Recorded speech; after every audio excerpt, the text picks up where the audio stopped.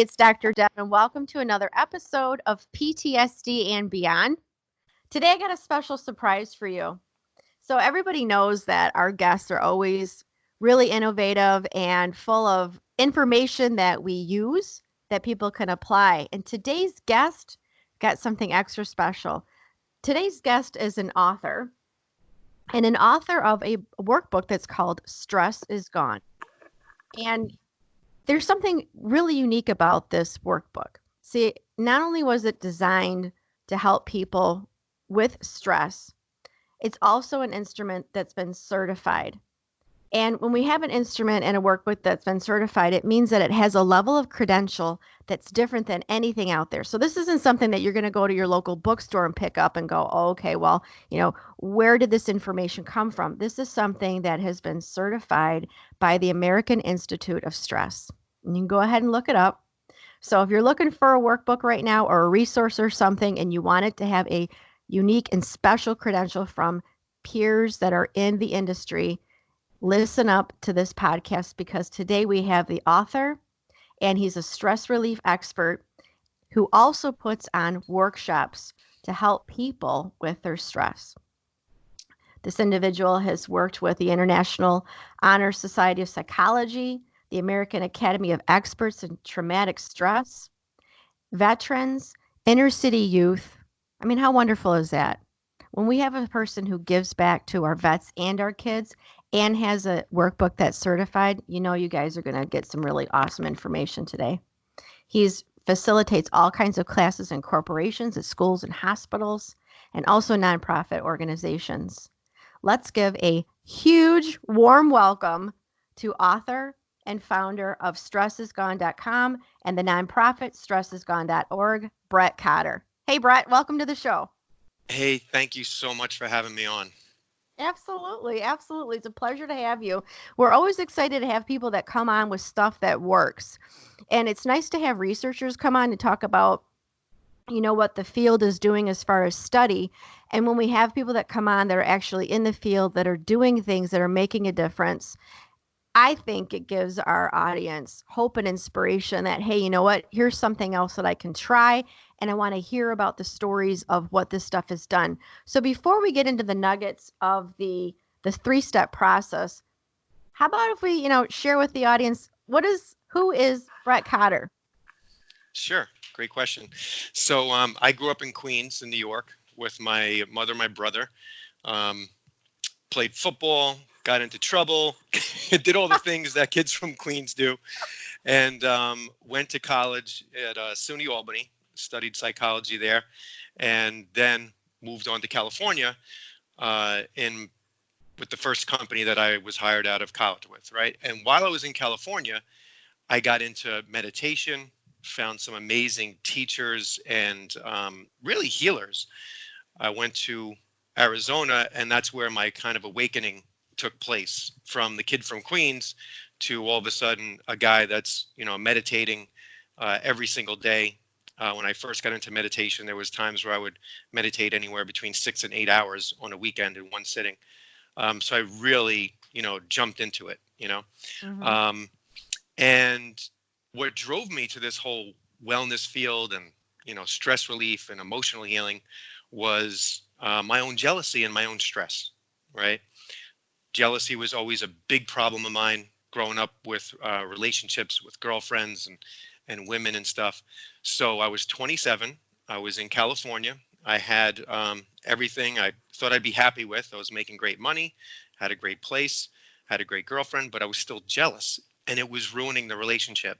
And I was like, I just can't do this again. I can't let this jealousy overtake me and ruin another relationship. So a really cool sequence of events led me to a healer in Arizona. And within 5 minutes of sitting with this guy, memories from my early childhood bubbled up from my body to my conscious mind.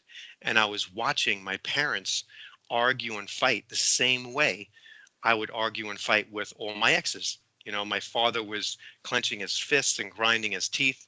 My mother was yelling, her arms were going. And that's where I learned the pattern, right? in the cellular memory, when it bubbled up, I was just sitting on the floor watching it like an innocent young child, right? And that's where it set in. So that session with that healer surfaced that deep-rooted memory within my psyche, and it was now on the surface. And then what happened was, through the power of the spoken word, we unlocked and released the tension and the emotion and the trauma around that core memory. And then that kind of set me free from jealousy. And You that know, changed how I related to women from that point forward. I was gonna say what I love about your story, and when I say love, I mean appreciate. And one of the things that I do appreciate about your story, as well as the other folks that come onto the PTSD and Beyond podcast, is through the power of the spoken word and sharing of the story, there's a listener out there that is saying, you know what, that sounds like me. And when we have that awareness, when a person has that awareness of, you know what, that sounds like me, then a person is more open and ready for, if you will, to hear more and say, all right, you know what, that sounds like me. And now what? So now what did you do? And how did you overcome those things? And can you talk some more now about how your story and awareness of working, in Arizona and with meditation then helped you overcome, right? I don't want to say the word overcome, but there was this release of the traumatic memory, right, in the cells. And then how did that well, even before we get into that, how does it morph into chronic stress for people? Because right now in the current state of where things are at, we're no longer in, I have some stress and I bounce back, as well as it's really not a chronic situation. It's a beyond epidemic proportions. So if a person has, and we all have it, cellular memory with traumatic memories or stress memories, how does that affect a person's just everyday functioning? That's a great question. And it's a loaded question. So I'm going to attempt to do my best with it. So from that moment where I left off on from the previous question, that moment in Sedona in Arizona, when I felt that release, I was hooked. And that was in 1999. So I found something that was incredible. I know that it helped me. So then I followed that teacher around for a few years, did workshops because I knew it was helping me and it was changing how my heart, my mind functioned, how I related to women and how I related to myself, right? So what I learned from that experience was that, and I'll talk for myself, there was a number of core traumatic memories that I experienced, let's say from age 0 to 12, that shaped how I behave in the world, right? Mm-hmm. So a typical person, let's say a non-combat veteran, might have anywhere between 4, 5, 6, where if you work on those and you release all the trauma, you're really set free from the chains that bind you to how you think and how you act, right? So you really have an open window and an open door to recreate yourself into what you always thought you could be and to tap into your potential if you choose to go that route. So where that took me after that session, it just changed how I spent my time. So my time prior to that session was, 65, 70 hours a week at work. So that changed dramatically. I changed jobs to a job that I was working 35 hours a week to 40 hours a week. It was a business casual environment. I also could work from home at times. So I had more, I was able to get some of myself back and I had more balance in my life. And then I started doing the things I always wanted to do just for myself. I Mm-hmm. also came to a few realizations that a lot of the things that I did throughout my life was to be seen or to get recognized by one or both of my parents or to please one or both of my parents. So when I let go of all that, I was able to do the things that I always wanted to do just for me. And that in itself was completely freeing. So that session changed the way I view my life, how I spent my time, and it opened up the door for pure inspiration, which down the road turned into things like Stress Is Gone. But immediately from that first session, I felt called to do the work. And then I learned from that teacher and a few other great teachers. And then I came up with the Stress is Gone program. And then I do my best to share that. And the enjoyment I get from sharing the work, whether it be with, inner city kids, a school, a hospital, veterans, the enjoyment from those crystallized moments in the workshops is like nothing else. It's true, isn't it? Yeah. Yep. Oh, absolutely. That is very true. There have been times where, you're at a workshop, and I think that sometimes people wonder, do they even think about me? And when you send a group of people that you've worked with a message, whether it's a message for the, beginning of the new year, or if it's, 3 months later doing a check-in, and it's that unexpected, and then you get a reply back, or even a phone call, and they're sharing how things are. Those are really moving moments. There was a event that I hosted, and the photographer sent a picture, and the caption that he said was, "This picture says it all." And it's this person was talking to me at this workshop and sharing about how her life had changed from last year when we did the workshop to the current year. And yeah, I was really emotional, and you can see it in my face, in my eyes, and there's joy along with wow, that emotion, because we are emotional beings. And when people do have these kind of breakthroughs and this level of freedom and freeing themselves, I mean, there's nothing else like it. There's nothing else like it to be part of it. And it really is humbling to be part of that. So the story you just shared just reminded me of something that happened a few days ago. There's a woman that is really in the trenches with veteran suicide and first responder suicide. She drives this RV wrapped in veterans and military logos, and in the front it says Operation 22-0. Her name is Michelle Ladd, and her nonprofit is called National Veteran Resources. And I donated a few books to her. She's doing amazing things. She basically drives down south, parks where she knows there's a lot of veterans, and they see her suicide prevention RV, and they just come in and open up to her. They say things that many of them have never said to anybody else. And she's, really doing God's work and saving lives. So she took a picture of my workbook in front of her bus, and she was holding the workbook and this little stress relief card right in front of the sign that said Operation 22-0. And my initial reaction was super high energy. I felt like, a positive volcano was just like coming out of me, a really great energy. I was so excited. And then I teared up and cried because I realized how special the partnership is and the mission is. Oh, yeah. And, so when you were talking about the photographer captured some of that emotion, I can relate to you in that it is very special work, but it's also it hits on such deep chords. Oh, yeah, totally, doesn't it? Yeah. Yeah, it does. I worked with a gal.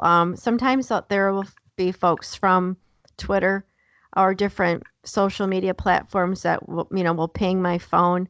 And when you're working with someone real time and they're having a moment, and then you get the message, you're checking on them later in the day, and it's, the message is, "Thank you for being there and supporting me. I felt so alone until I messaged you." Right. Mm. And you do what it takes to do this work, because like I said earlier, that there's probably somebody right now that's listening that even says, or had the thought, you know what? I wish that would happen for me. I would like to experience that. I would like to experience a breakthrough. I would like to work with somebody or engage with a person who listens to what I have to say, who validates my feelings, and I can get some stuff off my chest and I can feel better.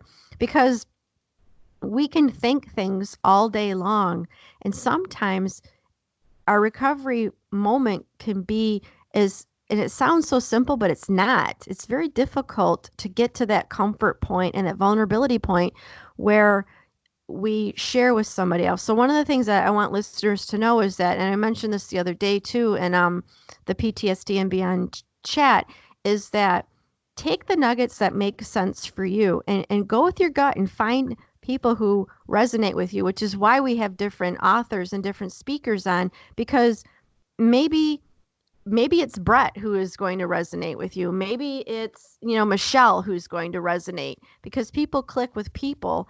And when we go with our gut and we say, oh my gosh, it just feels right, that's when magic happens. That's when magic happens. And looking over the Stress Is Gone workbook, there are so many pieces in that workbook that I paused and said, oh my gosh, I can't believe that this is in here.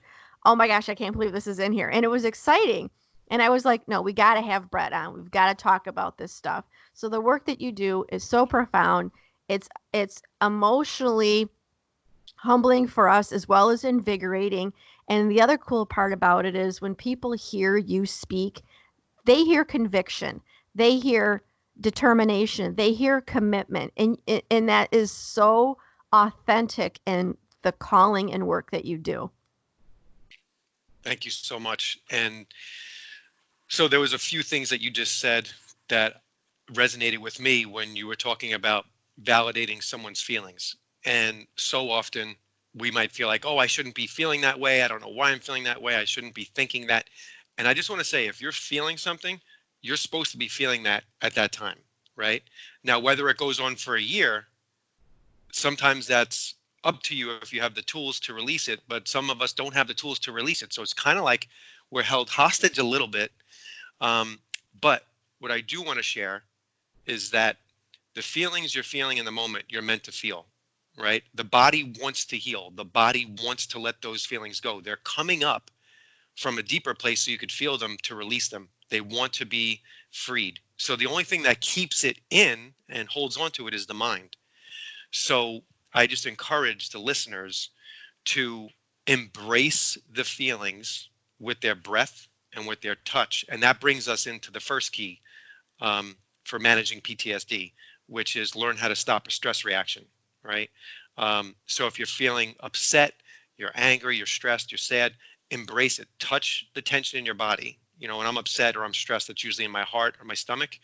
So you put your hand there, you start breathing deep and slow. So you're embracing the tension and the emotion with your breath. And then once per breath, you're silently saying, I'm okay, in the back of your mind. And those three steps together, the touch, the breath, and the I'm okay mantra, that will shut off your stress reaction within about a minute or two, and it will completely activate your relaxation response. Mm-hmm. And you'll feel the tension leave your body. You'll feel your emotions become balanced again, and your mind will clear, right? And then you can make a clear decision on how to handle that situation, right? So it gives you like a window of clarity amidst the chaos. But I think that's really important for, anyone listening to practice. A good time to practice that technique is when you're going to bed and when you first wake up. Right. This way it creates some muscle memory, and then you could use it when you're stressed out throughout the day. I start my meditations off with it. And then I go into a different place for my meditations, but that's how I start to try to clear out my mind and calm my body. You make a good point there that I want to highlight it just for a moment for listeners to understand. So when Brett just said just now, it activates the stress relaxation response. I want folks to understand that stress relaxation response that he's talking about, and I also talk about this in my work, is from Herbert Benson. So folks, when you're looking for a tool that's like the real deal, okay, it's not just an off the shelf, somebody put something together, but it's rooted in evidence-based stuff, and it's practical, it's easy, and it's effective. This is a time to really pay attention and say, okay, I don't know what, really, this is the real shit. This is the real stuff right here. Okay. Herbert Benson is one of the founders of is a well-known person, the founder. We've got like Seeley, but others would argue and say that, Benson's work is just as important because we use it every day. So that is really, really key for folks to understand that, yes, this stuff that Brett's talking about is the real stuff. This is evidence-based. There's many different scientific studies and peer-reviewed journal articles to support what he's saying, folks. Yeah, and that 3-step technique we use for many different components within the Stress Is Gone program. And the workbook, primarily for combat veterans, but anybody with PTSD, is called The 3 Keys to Managing PTSD.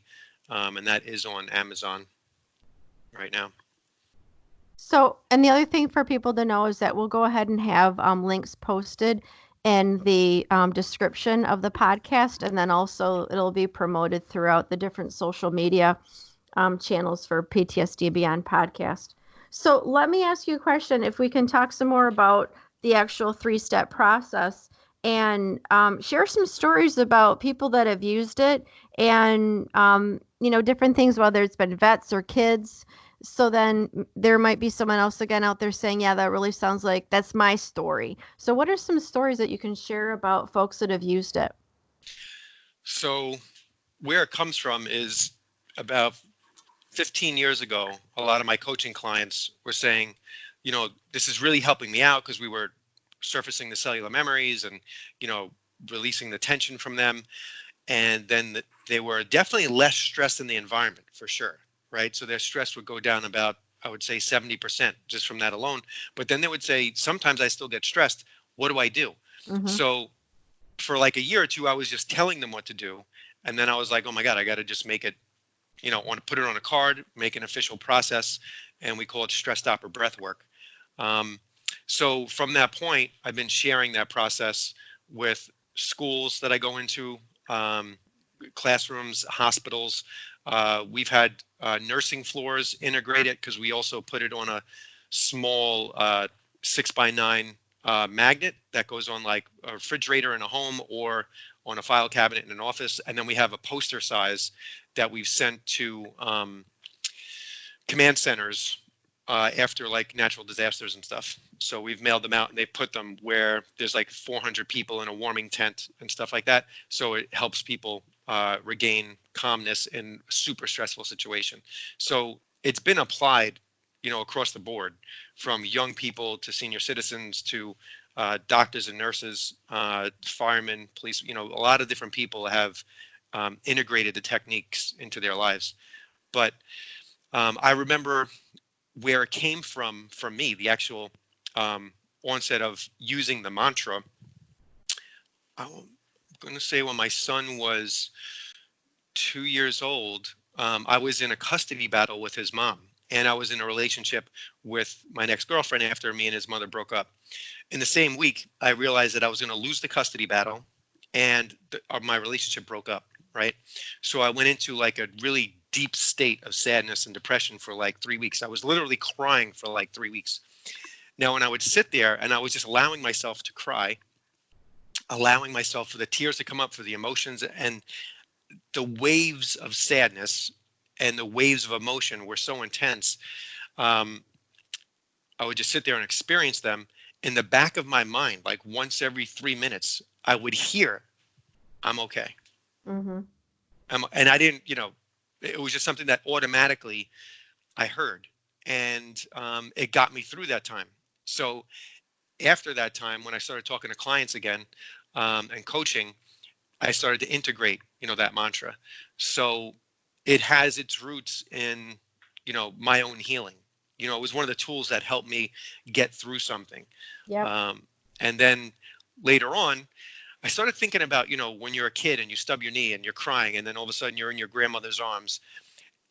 Why does that child stop crying when they're being embraced by their grandmother, right? And I meditated on that for a while. And it was just that there's a transference of love and calmness. The grandmother knows the child's going to be okay. The child's freaking out, but all of a sudden, the calmness and clarity wins over, Right. the panic and the pain. Right. Mm-hmm. And then the child will just release into it. So the touch, that's where the touch came from me. That's where I was like, okay, you got to touch the tension. So your right hand or your left hand is the grandmother in this case, and the calm cells in that hand are touching the tension. And then the breathing deep and slow, that was, there's so much scientific evidence about how breathing deep and slow manually shifts gears from stress to rest. Right. So Right. so that's really where that 3-step technique came from: the touch, the breath, and then the I'm okay mantra. Together, I feel that it activates the relaxation response faster than anything else that I've come across in the last 20 years. What's interesting about the touch too is that there have been folks that have said, I don't know what it is. I don't know what it's like to have a safe hug. And when you're working with people and then they'll ask you for a hug and to have that embrace. And sometimes it feels like it's really long. Hmm. And to be able to give that gift to somebody is just empowering. I mean, for the person who's receiving it. And then what's great about the touch too is that people learn what self-touch and safe self-touch is like. Mm. So with the 3-step process, we've got activating the stress relaxation response, connecting with your breath, right? And then we also have um, we also have a mantra. So that's something that's repetitive and that we know from research also is that when we repeat something, then it becomes part of our subconscious mind that can also move again forward to the conscious mind. And then we have touch. And people might be wondering about, things such as weighted blankets, or there's groups now that will do yoga that has a touch component, whether it's self-touch as well as touch from the group. And it is so true and we can talk about like skin receptors and things like that, but there's so much research that does show about the value and the immediate impact of touch. And so having those 3 components is really super key. Yeah, and for me, I feel like a lot of people have mixed reactions or experiences with mantra, and the key for me with saying the "I'm okay" mantra is saying it once per breath.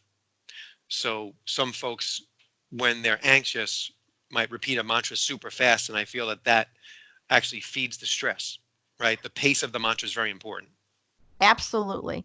You know what? Let's talk a little bit more about that pace of the mantra and how it can go into call to action items for folks as we're coming up here to wrap up our time.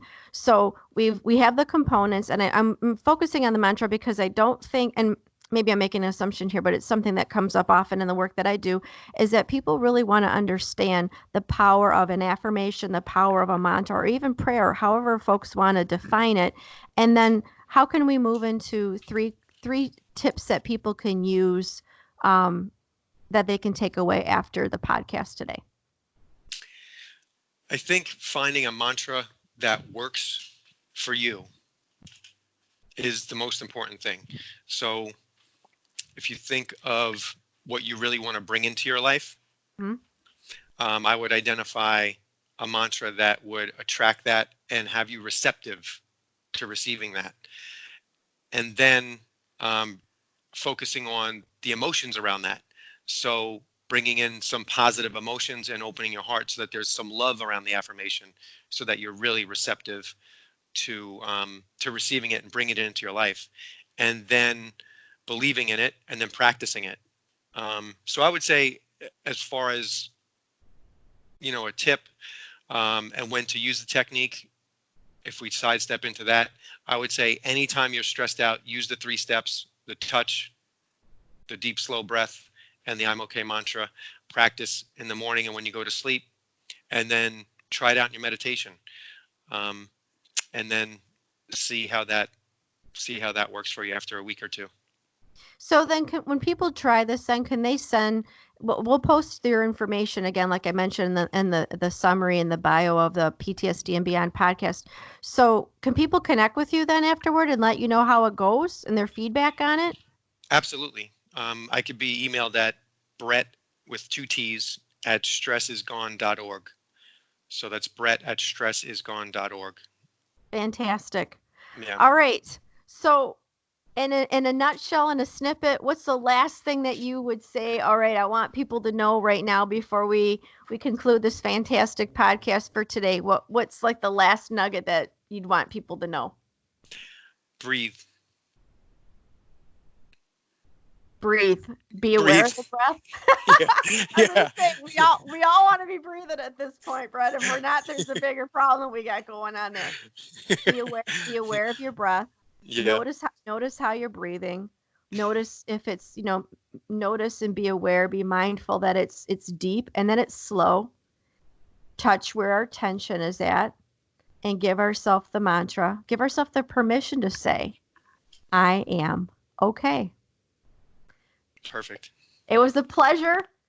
An absolute pleasure. I can't thank you enough for being on today. And folks, we'll have Brett's information posted again, like I mentioned in the summary. Brett Cotter, author and of Stress is Gone, and amazing individual who's doing super work with vets, kids, and everybody else around the world and helping us with our overcoming and recovery with post-traumatic stress. Russ, thanks again for being on today. Thank you so much for having me on. It was great to talk with you.